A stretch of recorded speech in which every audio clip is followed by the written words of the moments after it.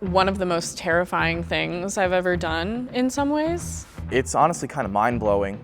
It's extremely scary, but also really exciting. This is a co-production with the Metropolitan Opera and the Indiana University Jacobs School of Music. They're basically having their test run here at Jacobs, and I think they picked the perfect place. The most amazing thing to me is that, 30, 40 years down the line, when you Google The Amazing Adventures of Kavalier and Clay, you're going to see our names as the original cast.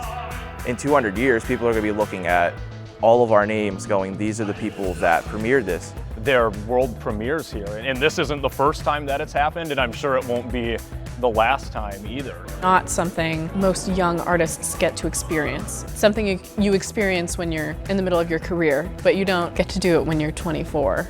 Having the opportunity as a student to work with the highest level of professionals is amazing for your career path in artistry. I think the Met team has been so understanding and supportive of our ideas and what we bring to the table as Jacobs students. Getting these connections with all these people from the Met and Tony award-winning directors, you kind of get to see how things are run outside of an academic world. All of us, it doesn't matter if you're the lead in the show or if you just have a couple lines in the show, everybody is getting the same opportunity to learn and grow with people that are top of the industry.